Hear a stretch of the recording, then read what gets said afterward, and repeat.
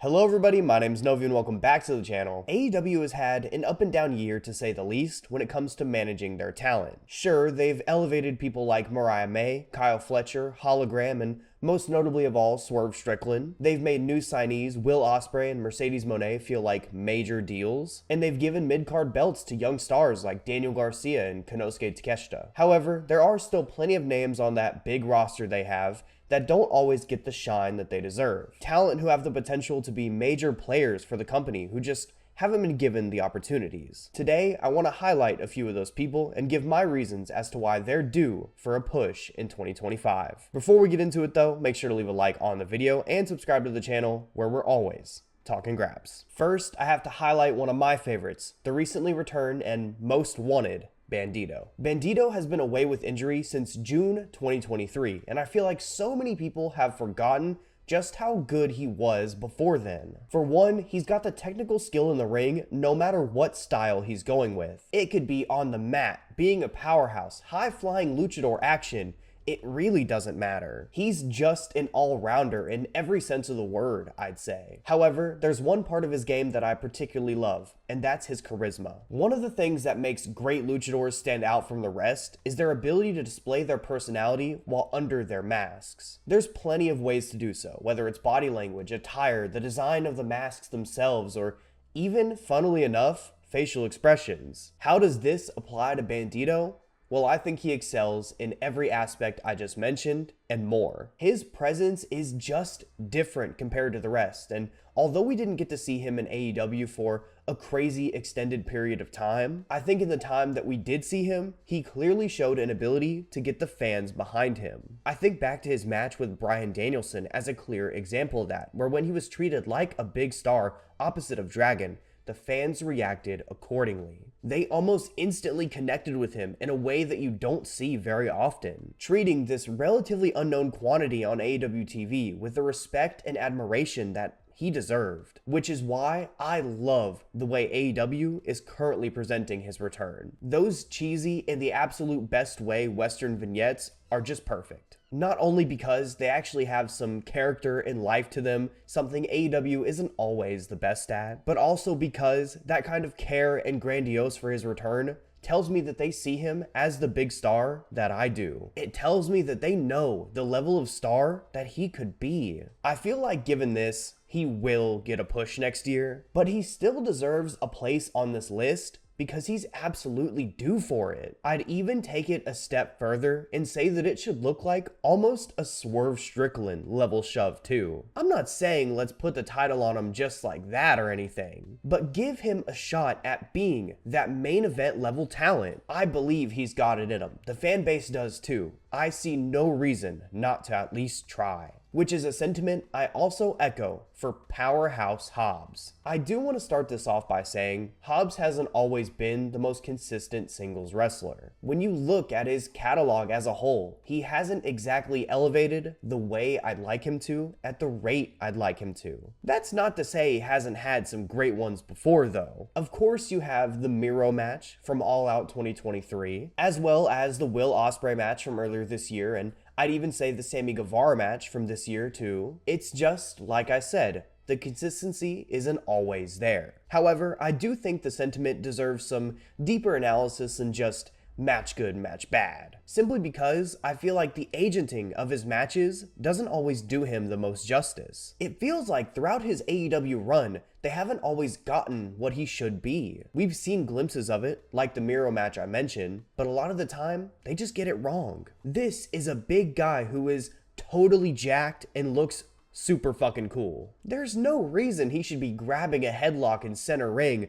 Let's be serious. Just let the big man do all the cool shit he can do. That's what'll get him over. And I'd say since his return from injury in November, that's been the case, and he's benefited a ton from it. His performances have been standout. He's been the star of each match he's been in, and it's because of this. So going forward into 2025, I want to see it continue. I want to see him pushed in big spots with top talents consistently, with this style of presentation in mind. Hobbs has such a cool factor in ring and out and I think it's time AEW capitalizes on it. Next up, I'm looking towards someone who spent a lot of their time in ROH over the last few years, Diamante. Now, let me be clear. I don't necessarily see Diamante becoming a champion on AEW TV or anything like that. I haven't exactly seen that kind of potential out of her, if I'm being honest. I think it's also fair to say, though, that she should get some time on these shows. Throw her in a tag team,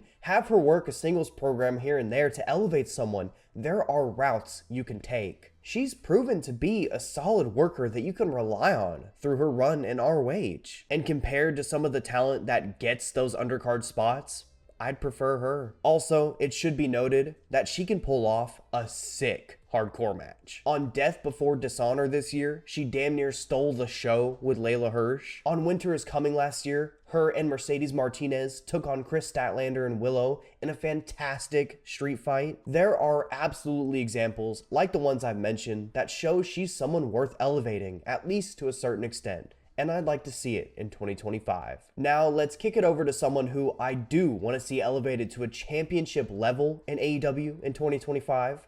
Queen Aminata. Queen is someone who immediately stood out to me as someone with one of the highest ceilings in the AEW women's division. Of course, you have her look that screams main event. You have her charisma and confidence that screams main event. Then, most importantly of all, the aspect of her game that completes the puzzle for me, her in-ring, that screams main event. She is, simply put, one of the most physical wrestlers in the division, which can be something that women's wrestlers pretty often lack in the United States, making her stand out even more in there, with her striking and her intensity being something that, I can't say enough, jumps off the page. I should note that this can also be some sort of a negative, considering not every opponent is always game for that sort of thing. However, when they are, in the case of Athena most notably, she looks extra stand out. I should also note though, that if these opponents aren't game for that sort of thing, that's lame.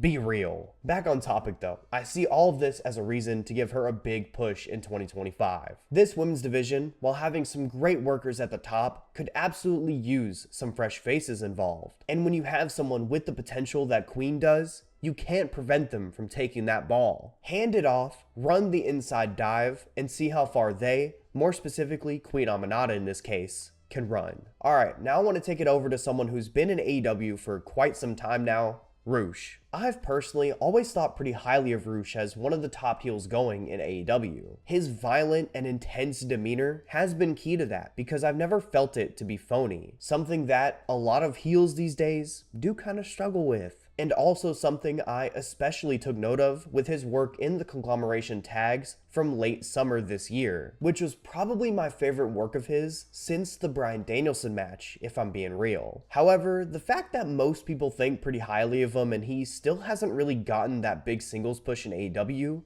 does have me raising an eyebrow. Especially when I saw this tweet from Ibu earlier this week that felt all too real to me in a very scary way. I really don't know what's holding him back in AEW, but I'd like whatever that may be to get sorted out as soon as possible. Because I really want to see what Rush can do with some consistent storylines at the top of the card. We see glimpses of all the untapped potential there, and I don't want to see it go to waste. Let's get the ball rolling in 2025 with Rush. Lastly, let's close this video out with none other than Athena. Athena was already a pretty obvious name for this list, but with Final Battle this Friday, I'm recording this video before then, it seems almost certain that she'll be dropping her ROH Women's Championship to Billie Starkz, meaning she'll very likely finally be headed to main AEW TV in the new year. The way I see it, this move is a big deal for TK and his perception amongst fans. He's rightly gotten a hefty amount of criticism regarding the women's division since AEW started. That's for a lot of reasons that I've discussed and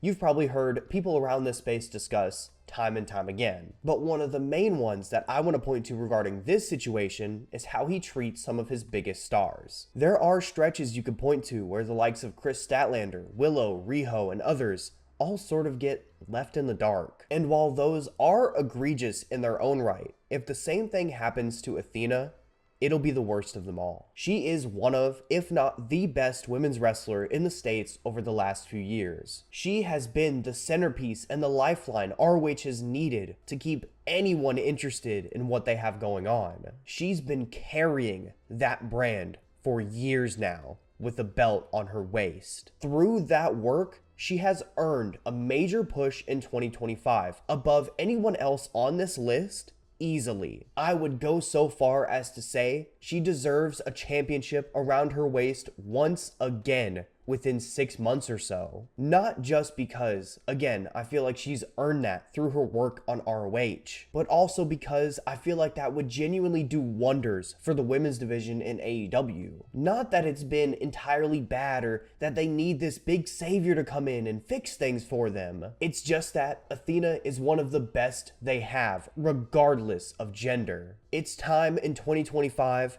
to give her the push that she 100,000% deserves in front of the biggest audience that AEW can provide. With that, that's going to do it for the video, everybody. I hope you all enjoyed this one. If you did, make sure to leave a like on the video down below. While you're down there, make sure to also leave a comment with some names in AEW that you think are also due for pushes in 2025. And finally, don't forget to subscribe to the channel where we're always talking graps. I should also take the time to say there won't be a video next week as well because I'll be preparing for the big 2-week end-of-year list extravaganza on the channel. The dates for each of the videos are on the screen now. Make sure to lock in because I'm looking forward to highlighting the best of 2024 with all of you soon. That said though, thank you all so much for watching. It's been Novi. Much love to each and every one of you. Hasta luego.